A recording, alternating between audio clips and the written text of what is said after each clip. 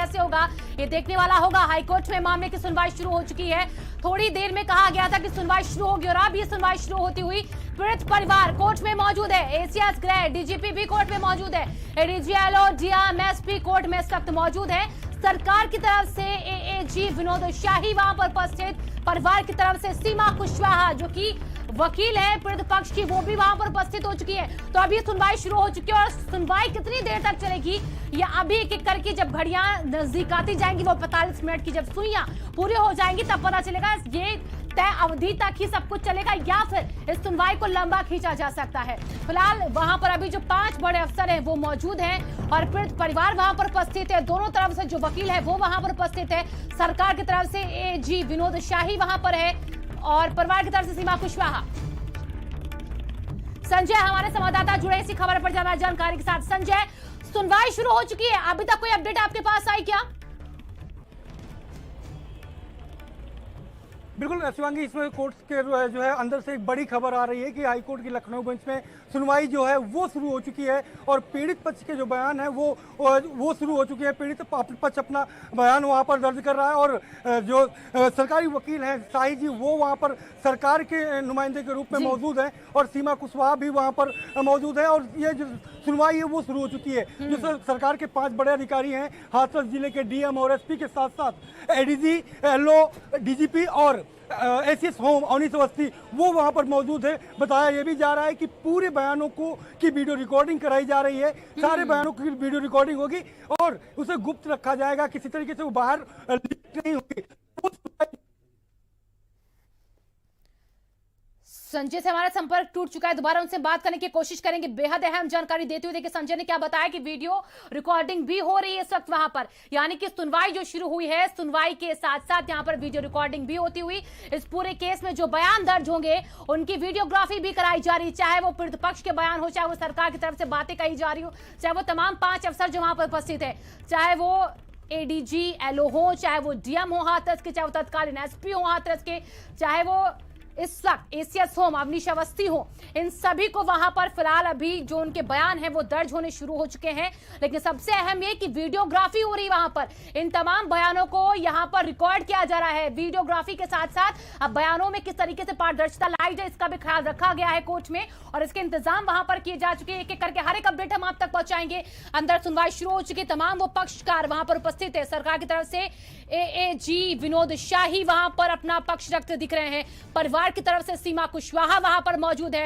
हालांकि सीमा कुशवाहा ने साफ कह दिया, उनके 3 पॉइंट क्या है कि केस को दिल्ली या मुंबई ट्रांसफर किया जाए और जो गोपनीयता है केस की उसको बरकरार रखा जाए। टाइट सिक्योरिटी सुरक्षा कैसे परिवार को मिले इसको भी सुनिश्चित करना होगा। ये 3 बिंदु हैं जिनको लेकर आज सीमा कुशवाहा कोर्ट के अंदर दाखिल हुई है। तो वहीं सरकार भी अपनी तरफ से तैयारियां पूरी करती हुई दिख रही है और यहाँ पर ADG LO DM SP court में मौजूद है इस वक्त और इस वक्त सुनवाई के दौरान उनकी भी बातों को सुना जाएगा। सरकार से जवाब ये मांगा जाएगा कि आधी रात को आखिरकार क्या ऐसा हो गया कि आपको शव को जलाना पड़ा, उसका अंतिम संस्कार करना पड़ा बिना परिवार की रजामंदी के, और यहां पर क्यों वहां पर सुरक्षा इतनी टाइट कर दी गई थी हाथरस में जहां पर पीड़िता का घर था कि वहां पर मीडिया तक को जाने की अनुमति नहीं दी गई थी। ये बिंदु भी उठेंगे आज इस सुनवाई के दौरान। इसको लेकर सरकार को सफाई देनी है, जिसका पक्ष रखने के लिए एएजी विनोद शाही वहां पर उपस्थित है, जो कि सरकार की बातों को समझाएंगे, बताएंगे कि क्या वजह रही है कि सरकार ने वहां पर ये सारी कार्रवाई की है। प्रशासनिक जो अमला वहां का हाथरस का यानी कि जिलाधिकारी जो वहां के जिनकी भूमिका सबसे ज्यादा संदिग्ध बताई गई है, आखिरकार जिलाधिकारी पर कार्रवाई क्यों नहीं हुई? जिलाधिकारी का जो बयान जो वीडियो सामने आया उसके आधार पर क्या कहेंगे डीएम, वो भी आज सुना जाएगा। किस वजह से उन्होंने ऐसा स्टेटमेंट दिया है, क्यों वहां पर परिवार को धमकी दी जा रही थी, ये तमाम बातें होंगी जो आज कोर्ट के सामने होंगी। इसका जवाब मांगा जाएगा आज कोर्ट की तरफ से। 2 जजों की पीठ इस पूरे केस की सुनवाई कर रही है और परिवार की तरफ से सीमा कुशवाहा वहां पर उपस्थित है। परिवार को भरोसा है सीमा कुशवाहा पर, पहले ही वो ये कह चुके थे कि वो इस केस की सुनवाई जो है वो सीमा कुशवाहा से कराएंगे। संजय हमारे साथ जुड़े हुए एक बार फिर से। संजय देखिए, लगातार हमारी नजर इस खबर पर फिलहाल अभी बनी हुई है, चहलकदमी कोई आपको वहां पर आसपास नजर आ रही, क्या कुछ अभी तक हलचल वहां पर? बिल्कुल शिवांगी, मैं बताऊं कि जो हियरिंग है वो शुरू हो चुकी है। मैं पहले भी बता रहा था कि पूरे बयान जो भी बयान दर्ज हो रहे हैं उनकी सबकी वीडियो कॉन्फ्रेंसिंग कराई जा रही है, क्योंकि इस केस में एक बड़ा इशू ये भी देखने को मिला है कि लगातार अधिकारियों के बयान बदलते रहे हैं। लगातार चाहे लखनऊ के बैठे सबसे अधिकारी रहे हों या फिर हाथरस में बैठे अधिकारियों के, उनके समय समय पर बयान बदलते रहे हैं, तमाम चीजों को दुरुस्त नहीं रखा गया है। पीड़ित परिवार का एक बड़ा इशू और भी था कि उसे एम्स जैसे बड़े हॉस्पिटल में अगर गुड़िया को रखा गया होता, स्वास्थ्य की सेवाएं अगर अच्छी मिली होती तो शायद उसको बचाया भी जा सकता था। लेकिन सफदरगंज जैसे सरकारी हॉस्पिटल में डाल देने के बाद जिस तरीके से हाथरस पुलिस ने लापरवाही बरती, एक सबसे बड़ा बिंदु ये भी है कि अगर समय पर इलाज मिला होता तो उसको बचाया जा सकता था। उसने संघर्ष किया, हेल्थ की जो औपचारिकताएं हैं केवल वो बरती गई हैं, उसे बचाने का प्रयास नहीं किया गया। तो एक सबसे बड़ा आरोप ये भी है। तो ऐसे में इन सबको देखते हुए पूरी वीडियो कॉन्फ्रेंसिंग कराई जा रही है। अंदर कोर्ट रूम के अंदर गहमा गहमी है और वहां से पूरी सुनवाई को डबल बेंच में जो है वो सुनवाई शुरू हो चुकी है और पूरा पीड़ित पक्ष जो है अपने अपने बयान दर्ज कराना एक एक करके शुरू कर चुका है। तो अभी कुछ ही देर बाद ये मामला निकल करके सामने आएगा कि आखिरकार कोर्ट के अंदर क्या क्या फैसले लिए गए और आगे अब इस केस में कोर्ट के क्या स्टेप होंगे।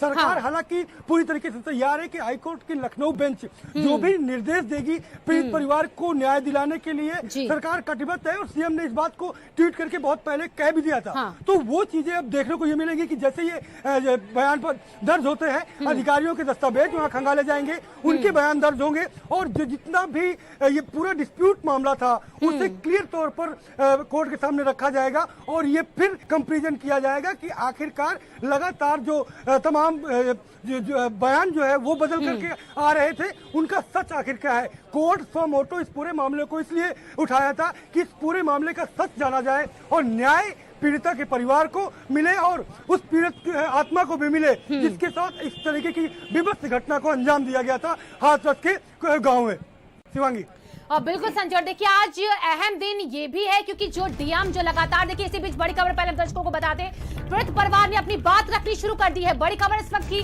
पीड़ित परिवार अपनी बात रख रहा है कोर्ट के सामने। कोर्ट रूम से सीधा अपडेट भारत समाचार पर आप पाइए। पीड़ित परिवार ने अपनी बात रखनी शुरू कर दी, यानी कि जो स्टेटमेंट है वो पीड़ित परिवार के जो आज सुने जा रहे हैं कोर्ट रूम के अंदर, वो एक एक करके पीड़ित परिवार अपनी बातों को सामने रखता हुआ। वीडियोग्राफी बहुत जरूरी है इस केस में पारदर्शिता के लिए और कोर्ट रूम में क्या कुछ चल रहा है इस वक्त उसका सीधा अपडेट भारत समाचार पर आपके सामने है। पीड़ित परिवार ने अपनी बात रखनी हालांकि देखिए शुरू कर दी है और संजय बाहर मौजूद है कि अपडेट हम तक पहुंचा रहे क्या कुछ कोर्ट रूम के अंदर होगा, उसकी हर एक जानकारी संजय सिंह हमें लगातार पहुंचाते हुए इस वक्त फिलहाल पीड़ित परिवार के बयान बेहद जरूरी हो जाते हैं इस पूरे केस में, क्योंकि पीड़ित परिवार ने लगातार कहा कि हमारी सुनी नहीं गई है सही से, हमसे बात करने कोई नहीं आया, हमें धमकाया जा रहा था। लेकिन आज जब हाईकोर्ट के सामने पीड़ित परिवार है तो आज उनकी हर एक बात को सुना जाएगा, हर एक बात पर गौर किया जाएगा और उसी के आधार पर आगे के दस्तावेजों को खंगालते हुए कोर्ट जो है वो कोई फैसला ले सकती है।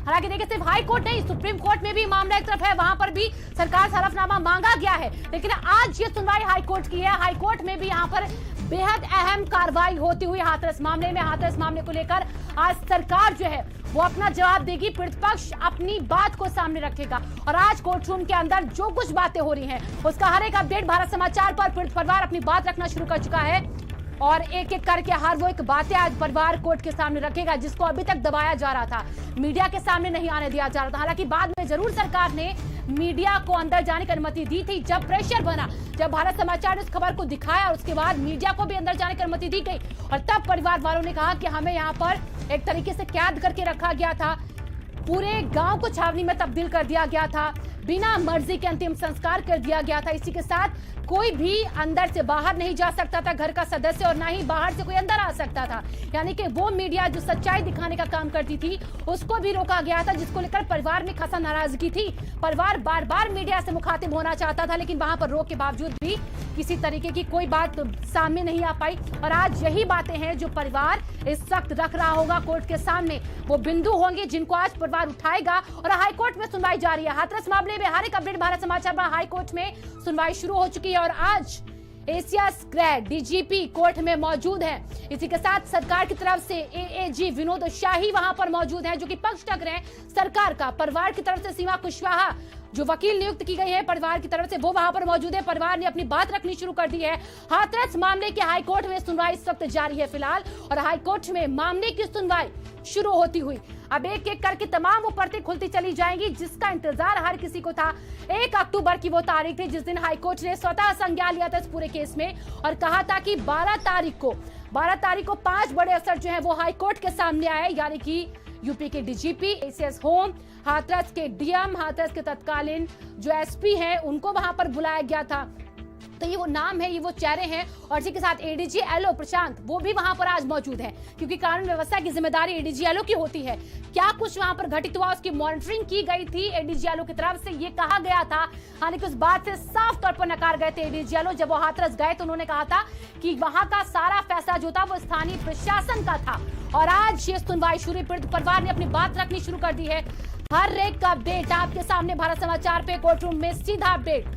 जो कुछ भी वहां से बातें सामने आएंगी आपको भारत समाचार बताएगा। परिवार कोर्ट को अपनी आप बीती बता रहा है। जो कुछ घटित हुआ है परिवार के साथ, वो आप बीती परिवार इस वक्त कोर्ट रूम के सामने 2 जजों की पीठ के सामने इस वक्त बताता हुआ दिख रहा है। और कोर्ट रूम में बात सुनी जा रही है, वीडियोग्राफी हो रही है, ताकि कोई भी जो तथ्य है, कोई भी जो बात, उससे हेरफेर ना हो पाए। परिवार जो लगातार तथ्यों के साथ छेड़छाड़ की बात कहता रहा है, जो लगातार विपक्षी दल मांग उठाते रहे कि यहाँ पर तथ्यों के साथ छेड़छाड़ हो रही है, वो बातें ना हो पाए। और इसी वजह से वीडियोग्राफी बेहद जरूरी हो जाती है इस पूरे केस में। आज परिवार अपना पक्ष रख रहा है। जो कुछ हुआ है परिवार के साथ अभी तक, यानी कि 14 सितंबर से 11 अक्टूबर तक और आज के दिन तक कैसी सुरक्षा मिली है परिवार को, क्या कुछ घटित हुआ है हाथरस में, किस तरीके से वहां का स्थानीय प्रशासन परिवार वालों के साथ सलूक करता है, बर्ताव करता है। मीडिया रिपोर्ट्स बेहद अहम हो जाती है इस केस में, क्योंकि ये सरकार को बताया गया था, ये कहा गया था कि अगर आज हाई कोर्ट के सामने आप आ रहे हैं तो आपके पास मीडिया रिपोर्ट्स भी होनी चाहिए। मीडिया रिपोर्ट्स में इस केस को लेकर जो भी बातें सामने आई हैं उनको भी यहाँ पर हाई कोर्ट देखने वाला है। कोर्ट रूम से हर एक सीधा अपडेट भारत समाचार पर आपके सामने।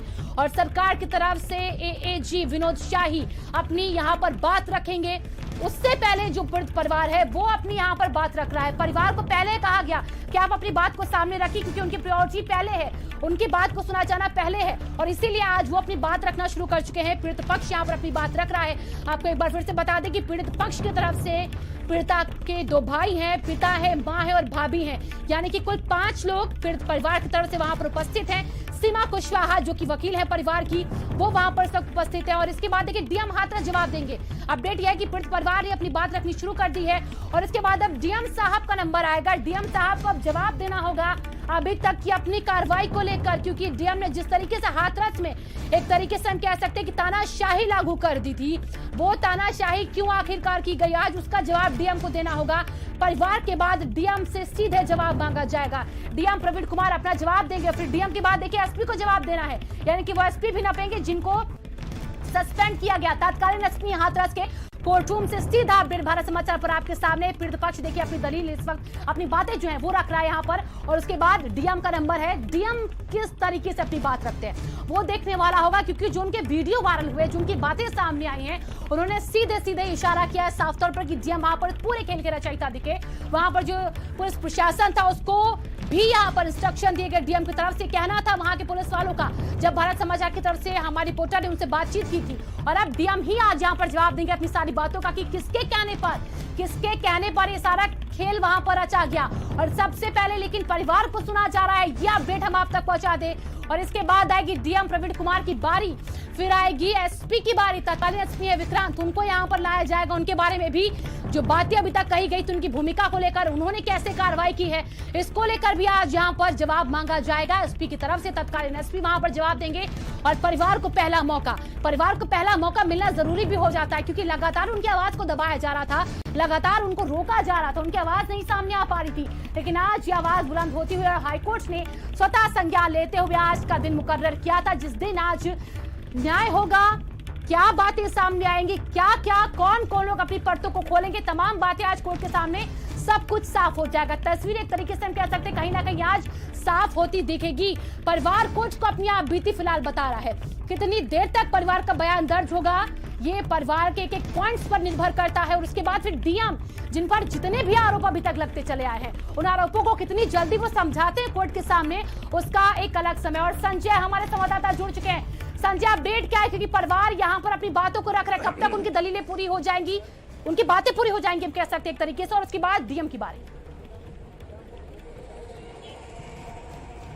बिल्कुल शिवांगी, मैं बताऊं कि सबसे पहले पीड़ित परिवार, भारत समाचार ने ही ब्रेक किया कि सबसे पहले पीड़ित परिवार की सुनवाई हो रही है, जिसकी 5 मेंबर हैं, 2 भाई भाभी और उसकी मां और पीड़िता जो मृतका है और उसके